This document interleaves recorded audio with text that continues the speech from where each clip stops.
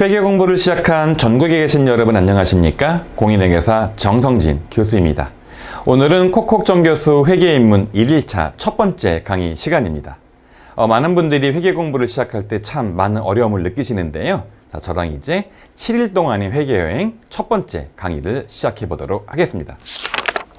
자, 첫 번째 공부할 내용은 바로 회계의 정의입니다. 회계의 원리 교과서나 전산회계 AT 시험 책자를 펴면 가장 첫 번째 나오는 내용인데요. 이 내용이 시험에 자주 출제가 되지는 않지만 그래도 가장 처음에 시작하는 내용이니까 간단하게 살펴보도록 하겠습니다. 자, 근데 여러분 저랑 본격적으로 구체적인 내용을 살펴보기 전에 여러분들이 자그마한 회사를 하나 만들어서 인터넷 쇼핑몰 같은 것들을 한다라는 생각으로 강의를 들었으면 좋겠습니다. 자, 여러분들이 회사를 하나 만든다라고 가정할 때 어떤 일이 벌어질까요? 자, 보시는 것처럼 가장 먼저 돈을 투자를 해야겠죠? 투자를 합니다. 그런 다음에 투자금만으로는 회사 자금이 부족하기 때문에 은행에 가서 돈을 빌립니다. 바로 차입을 하는 거죠. 그런 다음에 이제 돈이 만들어졌으니까 기본적으로 사무실을 구하겠죠? 그래서 전세보증금을 내고 사무실을 빌립니다. 계약서를 쓰고요.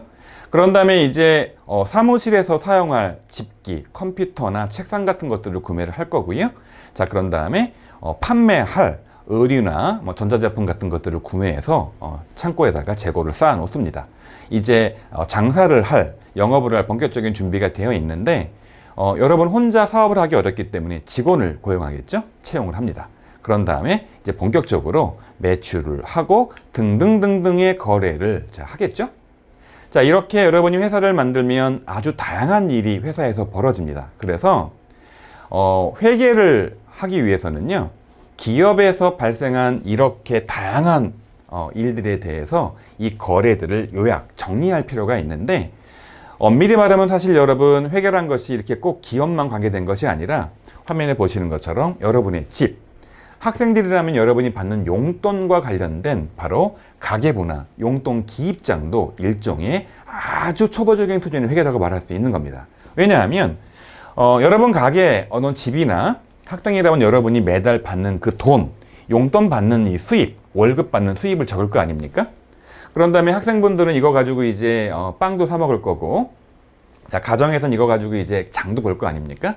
이렇게 수입과 지출을 잘 정리를 하면은요, 이 가계부를 딱 피면, 자, 매달 그 달에 잔액이 표시가 됩니다. 그래서 가계부를 딱 피고 용돈기입장을 딱 피면은요, 내가 이달에 얼마를 벌었고, 내가 이달에 얼마를 써서 현재 잔액이 얼마다 라는 그 구조가 기본적인 가계부나 용돈기입장의 구조입니다. 근데 여러분 이거 가지고는요, 여러분들이 수익과 지출과 잔액 현황만 알 수 있지, 내가 구체적으로 어느 은행에 얼마 잔액이 있고 어느 은행에 얼마의 대출금이 있고 누구한테 얼마를 빌려줬고 내가 보유중인 자동차는 얼마짜리며 내가 산 컴퓨터는 얼마짜리인지 이러한 자세한 내용까지는 사실 정확하게 기록하기가 어렵거든요. 이 정도 수준만으로는 회계라고 표현하기 어려운데 실제로 회사에서는 이거를 재무제표에다가 일목요연하게 정리를 하게 되어 있습니다. 회계를 공부할 때 참 처음에 어렵게 느끼는 이유 중에 하나가 용어들이 다 한자에 기반한 용어들을 사용을 합니다. 여기 나와 있는 재무라는 단어는요, 빚이 얼마고 재산이 얼마고 이런 현황들을 알려준다라는 한자이고요. 재표란 단어는 여러 가지라는 의미를 갖고 있어요. 한자로. 표는 말 그대로 표고요. 그래서 재무제표다라고 말하면 나의 재무의 상황을 알려주는 여러 가지 표라는 게 바로 재무제표인데, 자, 여기에는 크게 두 가지가 있는 거예요. 어떤 기업이 이런 식으로 이제 쭉 영업을 해가지고 얼마를 벌고 얼마를 써서 얼마가 이익이 남았나, 자, 이익이라는 거죠. 요거를 계산하는 표가 있어서 미리 말씀드리면 요거는 어디에 표시가 되냐면, 자, 손익 계산서에 표시가 됩니다. 손이란 단어는 손해보다 할 때 손이고요. 이익이란 단어는 이익 볼 때 그 이익이고요. 계산서라는 거는 계산하는 서류다라는 뜻이지 않습니까? 이 손익계산서를 만들고요. 항목별 잔액이라는 건 뭐냐면 이런 식으로 거래를 하면 내가 투자한 금액도 잔고가 있을 거고요. 은행에서 빌린 차입금도 잔액이 있을 거고요. 집기를 구매했으면 집기에 잔액도 있을 거고요. 재고를 구매했으면 재고에 잔액도 있을 거고요. 자, 이런 식으로 표현이 되지 않습니까? 매출을 했으면 매출 금액도 나올 거고요. 그래서 이런 식으로 항목별 잔액들을 표시를 해야 되는데 바로 이런 것들은 다른 말로 하면 이제 자산이나 자 부채나 그 다음에 자 미리 말씀드리면 자본 같은 것들을 항목별 잔액이라고 표현을 하는데 이런 것들은 어디에 표시가 되냐면 바로 재무 상태표에 표시가 되게 돼 있어요.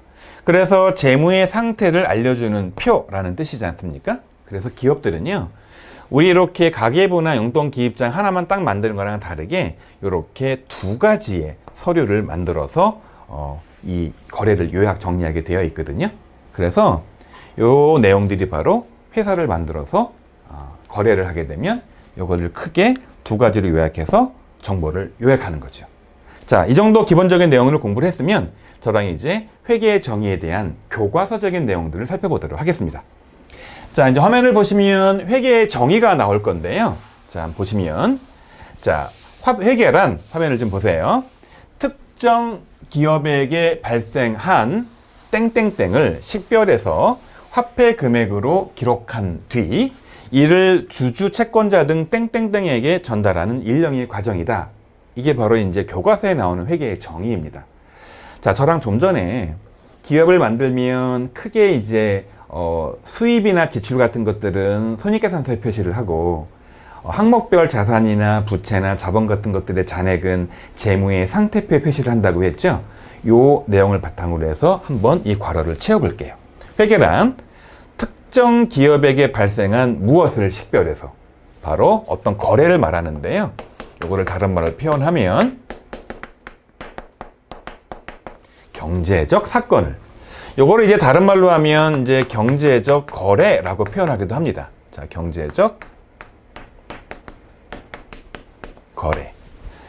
식별해서 화표 금액으로 기록한 뒤 이를 주주나 채권자 등 이분들이 바로 이 정보가 필요한 분들이시잖아요. 이걸 다른 말로 이제 정보 이용자라고 표현합니다.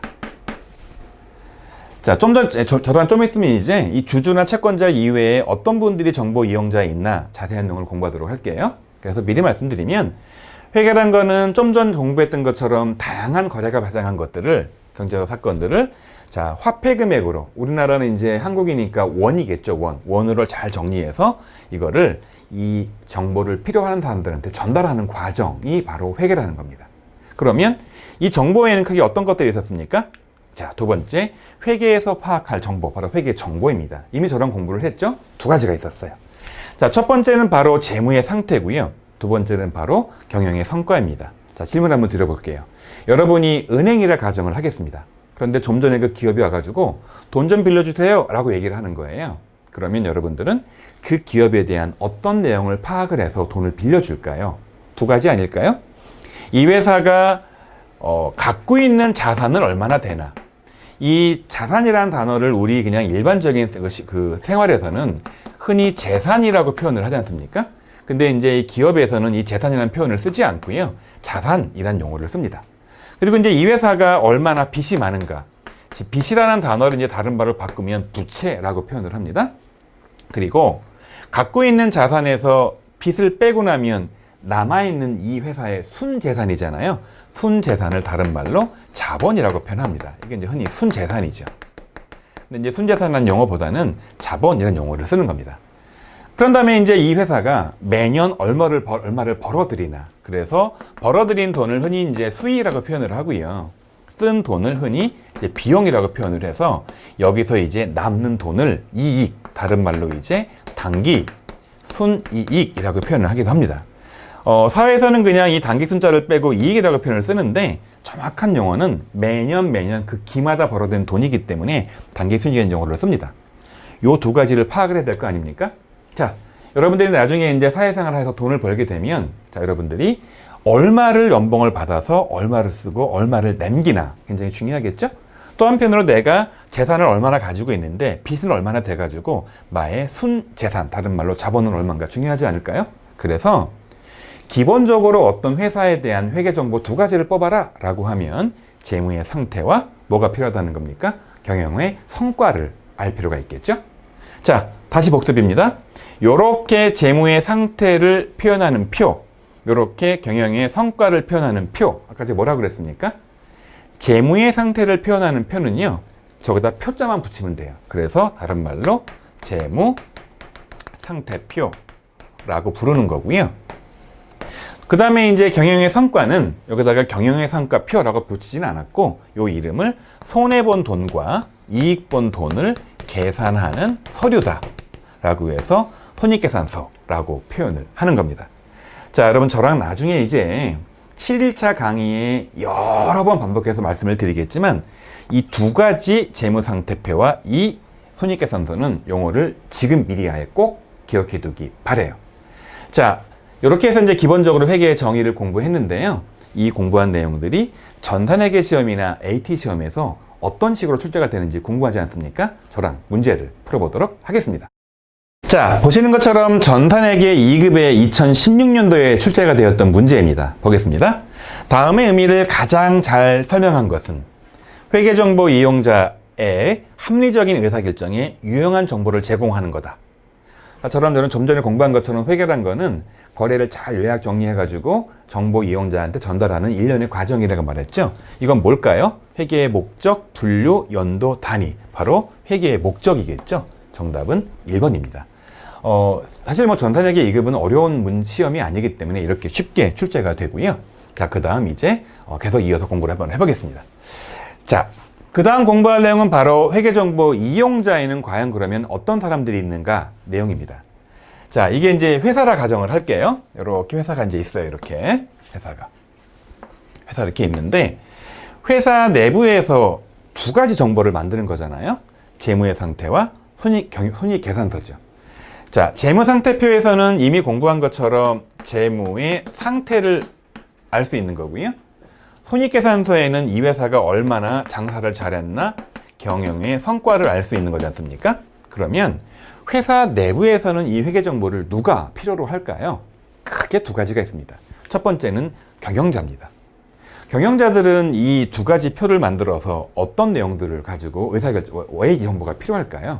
경영자 안에는 회장, 사장, 전무 이런 분들이 계신데, 자, 이분들은 이 정보를 이용해서 의사결정을 하는 거예요.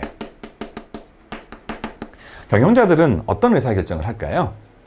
제품 가격을 어떻게 결정할 건지, 내년에는 제품을 더 많이 만들 것인지, 사람을 추가로 채용할 것인지, 자, 빚을 더 갚을 것인지, 자, 새 모델을 개발할 것인지, 이런 다양한 의사결정을 하지 않습니까? 그래서 정책적인 의사결정을 위해서 이러한 회계정보가 필요하겠죠? 자, 또 한편으로 이제 내부에 있는 중요한 정보 이용자가 누가 있냐면 바로 근로자가 있어요. 여러분들이 이제 나중에 회사에 취업한다 가정을 할게요. 그러면 여러분들은 이 재무제표가 왜 필요할까요? 회계정보가 왜 필요할까요? 자, 바로 연봉 협상이죠. 그래서 이분들은요, 바로 근로계약 때문에 그런 거예요. 내가 1년간 열심히 일해서 회사에 돈을 많이 벌어준 거죠. 그래서 회사의 재무 상태가 되게 좋아진 거죠. 그럼 내가 이제 연봉을 다시 협상을 해야 되는 거죠. 그럼 어떻게 말하겠습니까? 자, 내가 열심히 일해서 이렇게 회사의 상태가 좋아졌으니 연봉을 올려주세요 라든지, 자, 성과급을 더 주세요 라는 요청을 하겠죠. 그래서 회사 내부에는 이렇게 두 가지 경영자랑 근로자가 이 정보를 필요로 합니다. 자, 그런데 이제 회사 내부에만 있는 사람이 이 정보가 필요한 게 아니라요, 이렇게 외부에 있는 분도 필요한데, 그 첫 번째 필요한 분이 바로 주주입니다. 자, 주주는 이 회사에 투자를 한 분이시잖아요. 이분들은 바로 투자자란 말이죠. 그러면 1년이 지나서 내가 투자를 했는데 회사에 바로 배당을 요구를 해야 될 거 아닙니까? 자, 1년 동안 번 돈이 있으니까 나한테 배당금을 줘 라고 해서 투자 금액 대비 좋은 수익률을 올리려고 하겠죠? 만약에 회사의 상태가 굉장히 안 좋고 성과가 안 좋으면 배당을 요구하기 힘들겠죠. 근데 굉장히 성과가 좋아서 내가 삼성전자의 주주라면 삼성전자한테 그동안 번 돈 나한테 배당해라 라고 요구할 수 있을 거 아닙니까? 자, 또 한편으로 잠재적 투자자도 이 정보가 필요합니다. 내가 삼성전자에 투자를 하려고 딱 이렇게 보고 있는 거예요. 근데 실적 발표라든지 재무 상태를 보니까 너무 형편없는 거예요. 투자를 안 하겠죠? 근데 딱 보니까 발표된 상황이 굉장히 좋은 거예요. 투자를 하겠죠? 그래서 이분들은 투자를 할지 말지 그 여부를 결정하기 위해서 이 회계 정보가 필요한 겁니다. 자, 그 다음에 누가 또 필요하냐면 채권자예요. 자, 흔히 채권자의 가장 흔한 게 바로 은행이에요, 은행. 이 은행이 이제 사업하는 회사한테 돈을 많이 빌려주거든요. 우리나라의 일부 정말 잘 나가는 좋은 기업들을 제외하고는요, 거의 모든 기업들이 은행에서 돈을 빌려서 그 돈 가지고 장사를 하거든요. 그렇기 때문에 이 은행은 이 회사에 대출을 해줄까 말까의 대출의 여부도 결정을 하고요. 대출을 해준다 하더라도 여기다 과연 얼마를 대출해 줄지, 대출의 규모나 몇 프로로 빌려줄지 라는 대출의 조건을 결정을 하기 때문에 경영의 성과가 매우 양호하고 재무의 상태가 매우 우량하면 이 회사에는 좋은 조건으로 큰 금액을 빌려줄 거고요. 만약에 이 회사가 성과도 별로 안 좋고 상태가 딱히 안 좋으면 극단적으로는 대출 자체가 이루어지지 않는 그런 구조로 가겠죠? 자, 또 누가 있을까요? 바로 거래처예요. 자, 또 질문 드려볼게요. 만약에 여러분이 어느 회사에 물건을 팔려고 하는데 그 회사가 외상으로 좀 물건을 달라고 얘기를 하는 겁니다. 여러분들은 외상을 주겠습니까? 안 주겠습니까? 그 금액이 매우 소액이라면 그냥 마음 놓고 외상을 주겠지만 굉장히 큰 금액을 외상으로 달라고 하면 꽤 많은 기업들이 자, 상대방 거래처의 재무제표를 보고요. 이 회사가 돈을 잘 버는 기업인지 재무 상태는 우량한지를 판단을 하기 때문에 자, 이 거래처는 자, 신용 거래를 할지 말지 이 여부를 결정하기 위해서 재무제표를 봅니다. 자, 그 다음 마지막 또 하나 중요한 게 바로 정부기관이에요. 이 정부기관에 크게 두 가지만 골라라 라고 말하면 바로 과세관청이 있죠. 이 과세관청의 가장 중요한 기관이 바로 누가 있냐면 국세청이 있는 거고요. 이 국세청에서 이제 이 회사한테 법인세를 징수합니다. 또 한편으로 이제 그 국민연금관리공단 같은 자, 기타 기관이 있어요. 기타 기관. 여기에서는 이제 4대 보험이라든지 그 다음에 지방세. 여기에 있는 이제 국세청은 국세거든요. 지방세는 이제 시, 군, 구청에서 재산세 같은 것들을 징수하고 4대 보험, 건강보험료나 국민연금을 징수하기 위해서 이 해당하는 회사의 재무상태표나 손익계산서가 필요한 그런 구조로 가는 겁니다. 자, 생각보다 굉장히 많아서 어려워 보이지만 잘 정리해보면 내부 이용자, 외부 이용자가 왜 이 재무상태표와 손익계산서가 필요한지 알 수 있겠죠? 자, 이상 회계정보 이용자에 대한 내용을 봤고요. 바로 이어서 이제 이 내용들이 시험 문제에 어떻게 출제가 되는지 살펴보도록 하겠습니다. 자, 2015년도 FAT 2급에 나왔던 문제입니다. 다음의 의사결정 내용과 관계 있는 회계정보 이용자로 옳은 것은 그랬죠? 기업 경영 계획의 수립, 집행, 통제. 자, 회사의 경영 계획을 통제하는 사람은 이 중에 누구겠습니까? 바로 경영자가 정답이겠죠? 굉장히 쉬운 문제입니다. 자, 그 다음 문제도 역시 FAT에서 나왔던 2016년도 문제인데요. 2급 문제죠. 회계의 목적과 관련된 설명으로 옳은 것은 그랬습니다. 회계의 목적이 뭐였죠? 정보를 만들어가지고 이거를 내부 이용자, 외부 이용자가 의사결정할 수 있도록 전달하는 과정이잖아요. 보겠습니다. 내부 이용자에게만 회계 정보를 제공한다. 그렇지 않죠? 외부 정보 이용자도 정보 제공을 하죠. 동그라미 2번. 정보는 회계정보 이용자에 해당되지 않는다. 국세청 같은 정보도 회계정보 이용을 하죠? 틀렸죠? 자, 3번. 외부 이해관계자인 채권자에게만 회계정보를 전달한다. 그렇지 않죠? 채권자는 그 중에 한 명이죠. 정답은 4번일 텐데요.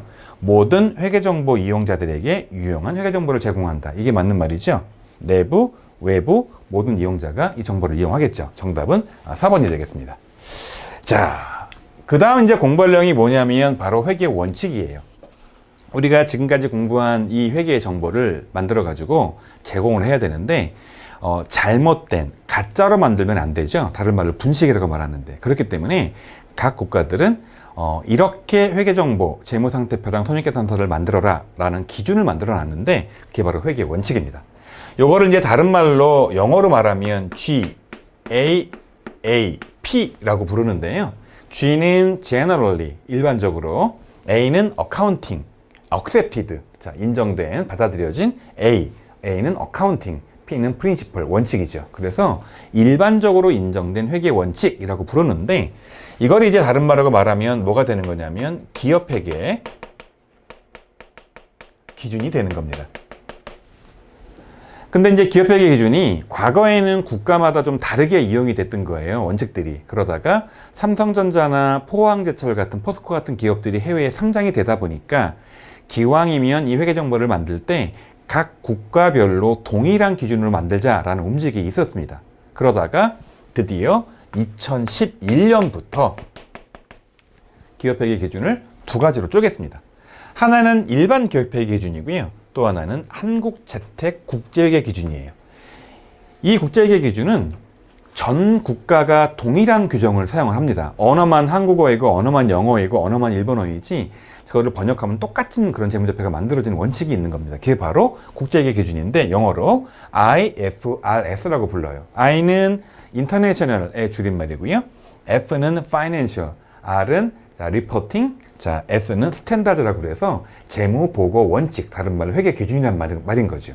근데 우리나라가 채택을 했으니까 K라고 불러서 KIFRS가 2011부터 시행이 됐는데 워낙 이거는 양이 좀 많은 거예요. 다양한 상황들을 가정해서 만든 거죠. 그래서 이거는 상장 기업만 적용을 하고요.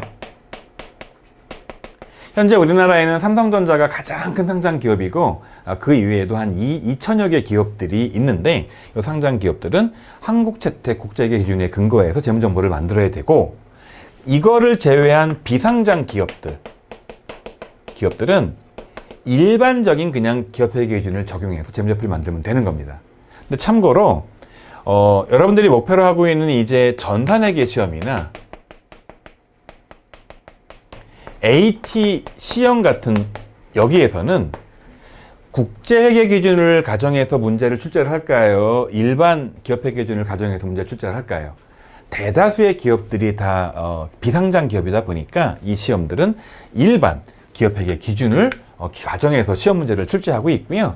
아예 이 전산회계 시험 문제를 보면 거기 이렇게 나와 있습니다. 특별한 전제가 없는 한 일반 기업회계 기준으로 문제를 풀어라 라고 되어 있으니까 특히 여러분같이 회계를 처음 공부하는 분들은 일단은 국제회계 기준을 떠올리지 마시고요.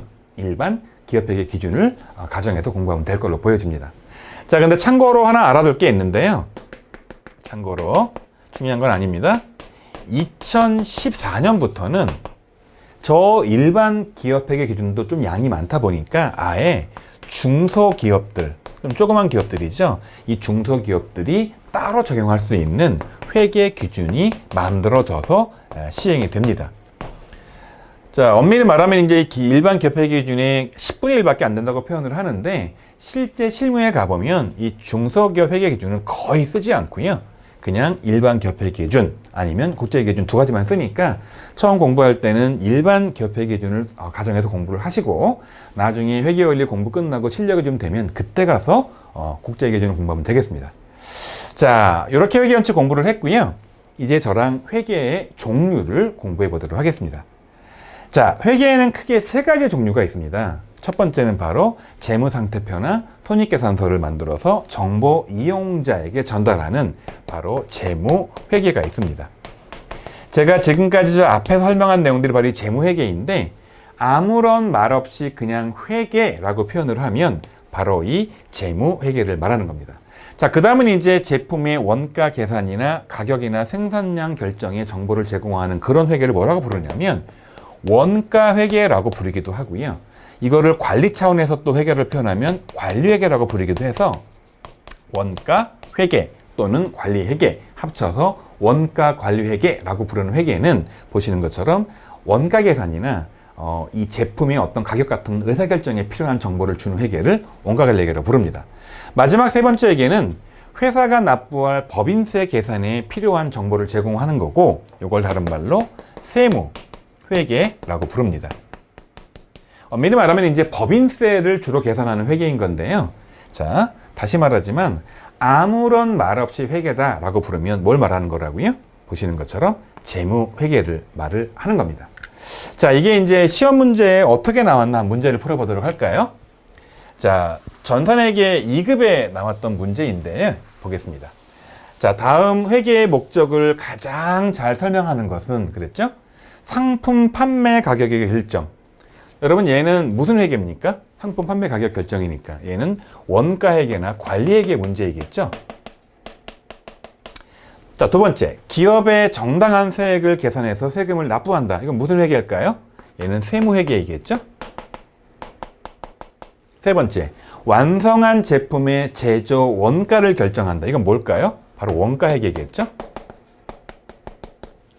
기업의 이해관계자에게 합리적인 의사결정을 제공하는 정보를 제공한다. 이건 뭘까요? 바로 얘는 재무회계겠죠. 여러분, 제가 아무런 조건 없이 그냥 회계라고 표현하면 무슨 회계를 말한다고 했습니까? 바로 4번의 재무회계니까 답은 4번이 되는 겁니다. 자, 그렇게 어려운 문제는 아닌데 좀 이렇게 처음 보는 용어들이 나와서 헷갈릴 수 있는데 한번 풀어봤습니다. 자, 그 다음 문제는 이제 수능에 나왔던 문제예요. 수능 직업탐구 문제에 회계 원리 문제가 나오는데 한번 풀어보겠습니다. 자, 다음은 회계의 분류에 대한 내용이다. 가에 해당하는 회계의 종류로 가장 적절한 것은 그랬는데 보니까 가가 뭔가 보니까 주된 보고 대상이 투자자나 채권자 같은 정보 이용자, 외부 정보 이용자들이고 보고 기준을 보니까 기업 회계에 따라서 만들고 그리고 보고 양식을 보니까 재무제표나 부속 명세서가 들어간다는 겁니다. 얘는 뭐에 대한 설명입니까? 관리회계 할까요? 세무회계 할까요? 원가회계 할까요? 자, 정답은 재무회계이겠죠. 비영리회계는 이제 영리 기업들이 일반적으로 하는 회계인데 비영리는 병원이나 대형 병원이나 이렇게 복지단체 같이 영리 목적이 아닌데 쓰는 회계인데 모르셔도 괜찮은 겁니다. 정답은 3번이에요. 자, 이상 이제 주요 내용들은 다 봤는데 자, 몇 가지 참고할 내용 공부 한번 해보겠습니다. 자, 이제 참고할 내용인데 흔히 부기라는 용어랑 회계라는 용어가 혼재돼서 사용이 돼요. 부기는 뭘까요? 자, 부는 장부라는 말의 줄임말 부고요. 기는요, 기장, 기록할 때 그 기입니다. 그래서 부기란 단어는 장부 기록의 줄임말인데 이거는 장부 기록 측면을 강조한 용어예요. 일반적으로 장부에다가 열심히 적어 넣는 일은 굉장히 차원이 낮은 일 중에 하나였는데 그래서 이게 이제 흔히 자, 고등학교 수준 이것도 과거에 사용하던 용어이고요.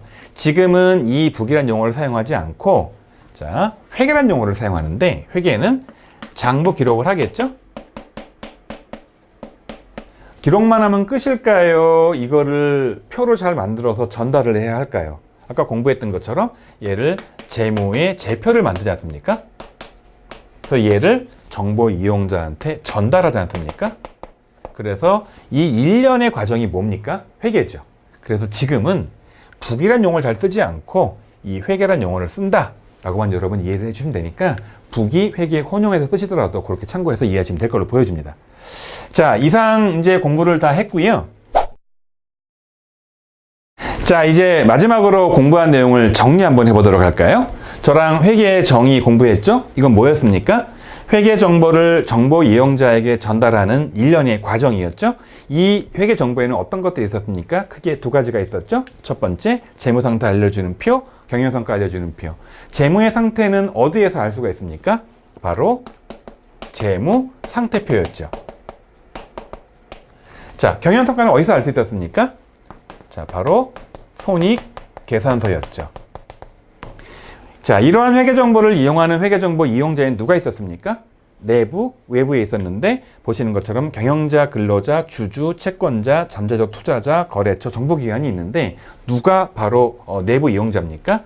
경영자랑 근로자가 내부 이용자고 나머지는 외부 이용자였죠. 그 다음에 이 회계 정보를 만들 때는 막 만듭니까? 일정 기준이 있었습니까? 기업회 기준이 있었죠. 여기에는 크게 몇 가지 있었습니까? 두 가지가 있었죠. 첫 번째, 비상장에 따르는 일반 기업회계 기준, 상장회사가 따라야 되는 한국채택국제회계 기준, 영어로 KIFRS가 있었죠. 마지막으로 회계의 종류는 몇 가지가 있었습니까? 세 가지가 있었죠. 어떤 게 있었습니까?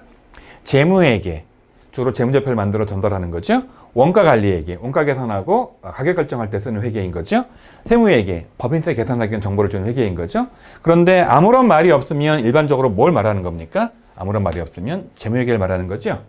자, 여러분 저랑 오늘은 콕콕정 교수 회계의 입문 1일차 첫 번째 강의를 공부했습니다. 자, 강의를 들어보니 어떻습니까? 회계 원리가 처음 공부하면 매우 어렵기 때문에 제가 콕콕전교수 회계입문 이 강의를 만든 이유, 이 책을 만든 이유는 본격적으로 회계 원리나 전산회계나 이런 책들을 공부하기 전에 짧은 기간, 딱 7일, 일주일밖에 안 되죠. 이 시간에 저랑 편하게 공부해서 회계원리 책, 전산회계 책을 본격적으로 공부할 수 있는 기본 역량을 쌓는 그런 시간으로 했으면 좋겠습니다. 자, 여러분 고생하셨고 2일차 강의 때 뵙도록 할게요.